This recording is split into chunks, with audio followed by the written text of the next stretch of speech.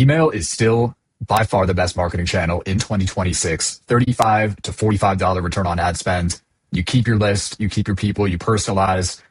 And so many companies are trying to finally tap into the power of email. They don't exactly know how to do it. And that's what this company Brew is trying to help them with. Brew is framing themselves as an AI email generator plus an email service provider. We'll get a little bit into that category in a second. But today I just want to take a quick look at their homepage, their funnel, kind of everything that they're doing online, and see if we can make the whole machine just work better so more people find out about Brew, sign up, go through the onboarding, and they can make some money. My name is Xander. I do full funnel audits and conversion strategy content for AI companies, SaaS, dev tools, things like that. So let's dive right in. Also, I'm working in Google Slides here today. I screenshotted the Brew homepage from top to bottom. For some reason, their site wasn't working that well with Loom, so this is what I'm doing. So first impressions on the homepage, you land on this AI prompt chat box, which is something you see in a lot of early AI startup companies. Maybe at a certain point, this was a big advantage, or it was impressive, or it sparked interest right off the bat. I think at this point, the trend is a bit played out.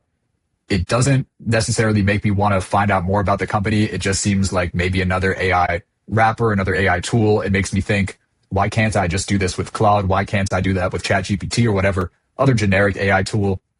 So that might be doing more harm than good for Brew initially, just because they have such a unique position and a unique product. I think there's a better way to first engage with visitors when they land on this page. In fact, I think this headline and subheader would work better on top of the AI prompt box, or even at the top of the page with some more detail or animations, because they deliver their big idea here. Turn emails into revenue. Never let a sign up go cold again. Create beautiful on-brand email campaigns and automations with AI. I would even say it deserves a spot higher up on the page above that AI prompt chat box. Now, full transparency, I did enter like a basic prompt to make me an email about a supplement or something. And I entered it into the prompt box and it tried to onboard me pretty much right then and there. They asked for my email. They asked for my website so they can extract the branding elements. That's part of what Brew does really well.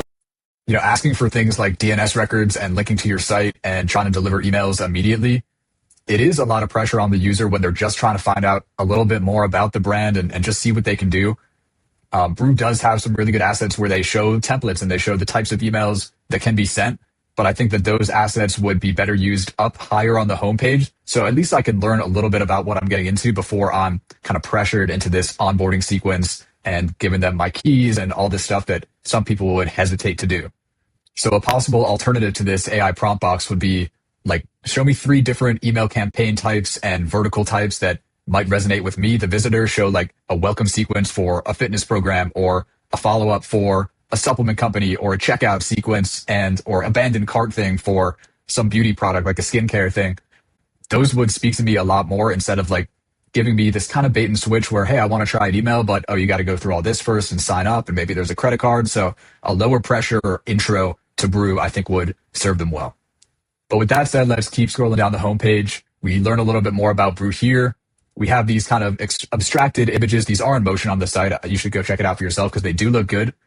But we're just kind of getting little bits and pieces about what the product can do. I think this is an opportunity to show maybe some of the verticals that Brew does serve. So is it just e-com? Can it be more enterprise stuff? Can it be services or info, personalized emails? So there is some room to grow here with the types of emails that they show, what they're used for, the different use cases for them. Just give me some more detail about how I'm going to use my emails and what I'm going to get out of them.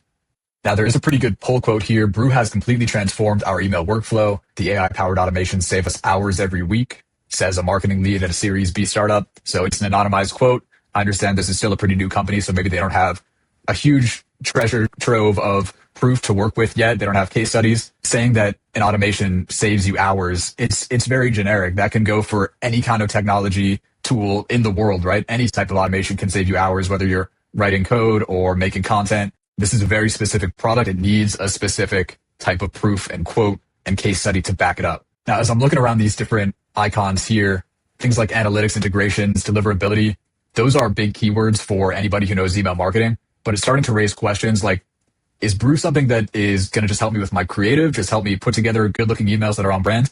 Or does it have like an ESP component to it? Is this something that's going to replace my Klaviyo, my MailChimp? my postmark, whatever it is. I don't really know if I'm supposed to replace my creative team with this or replace my ESP, or it's kind of a one-stop shop. So maybe just clarifying that more can help a visitor make more sense of what Brew is, and it leaves them with fewer questions as they're navigating the homepage. Now we scroll a bit more down, and this does clarify things for a visitor to the site. This line here is really important. The result is Brew, the first ESP with a built-in AI email marketing agency. So now I'm thinking this is an email service provider. This is meant to replace whatever tool automation thing I'm using for email, but it's also trying to do all my creative, and it's linking it all together. And so that raises questions of like migration. Am I going to lose all the data and all the deliverability from my domain that I was using with Klaviyo or these other tools? Is it this big process where I have to bring everything over to Brew, and maybe I'm going to lose something or something's going to be lost in translation? So there's a chance that they get into this more in their documentation and they explain it better.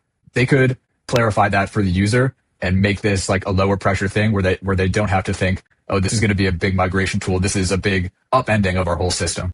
Now in their FAQ section, you can go to their site and click around on here. They clarify some of it, but they don't answer some of those big questions that I was asking earlier on the homepage. I think there's some work to do in just clarifying for a very first time visitor exactly the value prop of what Brew is, separate the ESP from the marketing agency, maybe break down their funnels into two components. Maybe somebody is looking for a new ESP. Others are looking for, better creative or faster creative on brand stuff. So if they can do it all, that's great. But I think for a visitor, there needs to be more of a delineation between those two sides of their business. Now we're checking out their LinkedIn, their X accounts. Again, this company is still super early. Just 7 months ago, they were kind of teasing their product. They have been slowly rolling out some more information about it. They're active on X, so that's good. We see, that they were number 1 on Product Hunt. That's great.